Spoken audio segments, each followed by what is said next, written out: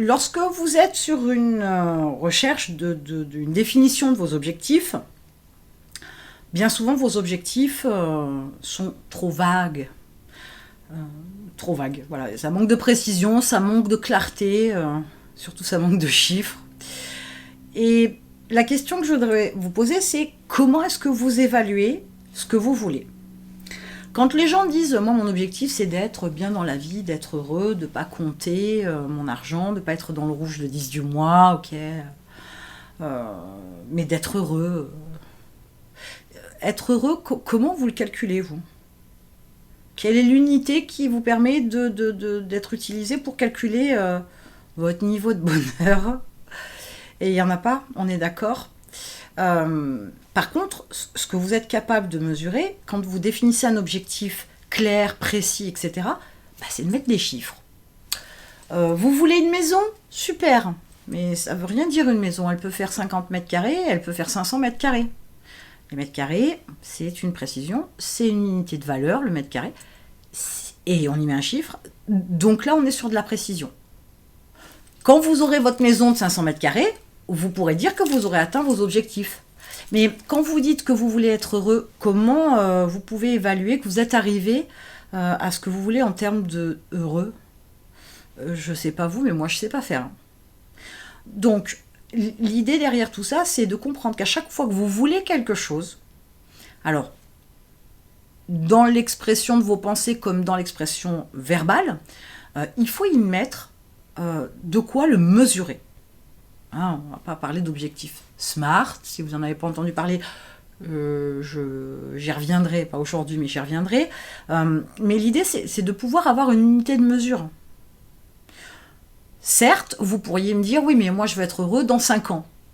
5 ans étant les années, le temps, voilà, une unité de mesure une fois de plus. Oui, là c'est la durée. Mais dans 5 ans, vous pourriez être heureux, super heureux, ou juste un petit peu heureux. Comment vous savez si vous avez atteint votre objectif ? Définissez absolument de la précision, de la clarté, et surtout de quoi le mesurer. C'est aussi ce qui va vous permettre, pour votre entreprise, dans la définition d'un objectif dans 10 ans. Donc déjà, 10 ans, on a bien défini qu'il nous fallait 10 ans pour atteindre cet objectif. Qu'est-ce qu'on veut ? On veut 30 salariés, on veut 4 unités de production, on veut, et on précise, hein, bien évidemment, on veut, je sais pas moi, 30, 40, 50 000 euros de revenus mensuels, on veut 25 millions de chiffre d'affaires, on veut, mais mettez-y de la précision et une unité de mesure derrière. Ce qui est mesurable est évaluable. Si c'est évaluable, vous pouvez voir votre progression. Sans ça, c'est pas possible. Donc, dès l'instant où vous voulez quelque chose, sachez y mettre voilà, une unité de mesure qui va vous permettre de vous aider à définir tout ce que vous devez faire, tout ce qui doit être mis en place, les différentes étapes que vous devez atteindre au fur et à mesure pour pouvoir arriver à votre objectif. Sans ça, il n'y a pas d'évaluation. S'il n'y a pas d'évaluation, vous ne voyez pas la progression. Il ne faut quand même pas oublier que comme vous êtes l'élément central de votre entreprise, si vous ne voyez pas la progression, si vous ne voyez pas l'évaluation, vous ne pouvez pas évaluer tout ça, votre morale en pâtit énormément, votre motivation en pâtit. Parce que vous n'en voyez pas le bout de la fin. Et quand vous y serez arrivé, vous ne le verrez même pas. Parce que vous ne pouvez pas l'évaluer. Donc, vous ne le verrez pas. Du coup, vous avez l'impression un petit peu d'être sans arrêt en train de courir. Courir après quoi ? Quelque chose de bien trop vague. Alors que si c'est chiffré, c'est clair. Si vous vous dites, ok, ma première étape dans mes 25 millions de chiffre d'affaires par an, par exemple, ma première étape, c'est dans 2 ans, c'est 2 millions annuels. Si dans 2 ans, vous êtes qu'à 100 000, vous allez avoir du mal à atteindre vos objectifs. Donc ça veut dire que vous avez les moyens d'évaluer et de remettre en question votre approche pour la modifier, pour pouvoir atteindre l'étape d'après. Parce que bon, la première, vous l'avez ratée, hein, vous avez bien compris, enfin vous l'avez ratée. Vous n'avez pas atteint votre objectif, enfin votre étape, parce que l'objectif c'est la finalité. Du coup, ça vous permet de rectifier le tir. pour vous améliorer, hein, c'est quand même le but. Mais s'il n'y a pas d'unité de valeur, comment voulez-vous savoir? Parce que si vous faites que 100 000, on est loin du compte quand même en première étape dans 2 ans. Donc ça veut dire que votre approche, votre commercialisation, votre produit, votre service client, votre communication, etc., il y a des choses à revoir pour accélérer le mouvement. Sauf que si vous aviez dit que votre première étape, c'est d'être heureux, ouais. Sauf que si à ce moment-là, vous avez, je sais pas moi, un parent malade, vous vous êtes fait plaquer, votre enfant a une grave maladie, je sais pas moi, vous aurez l'impression de ne pas être heureux, vous aurez des soucis qui vous torturent et vous aurez l'impression de ne pas être heureux. Du coup, objectif pas atteint, hein. Enfin étape pas atteinte, ça c'est sûr. Mais vous êtes incapable de l'évaluer. Donc, tout ce que vous faites dans votre entreprise doit avoir une cohérence pour atteindre l'objectif. Si ça n'a pas de cohérence, si c'est pas évaluable, si c'est pas mesurable, ça vous sert à rien, presque. Je dis presque parce qu'il faudrait aussi que je creuse là, mais je vais pas aller sur ce terrain-là. Tout doit être mesuré. Les chiffres ne mentent pas, ça vous permet de mieux comprendre les choses, de mieux évaluer, de mieux estimer, de mieux aussi établir votre prévisionnel. Hein. C'est aussi important avec la projection dans le futur. Mais ça doit être avec précision. Mais ça sous-entend quoi? Ça sous-entend aussi qu'il faut vous poser la question. Il faut vous interroger. Il faut vraiment savoir ce que vous voulez.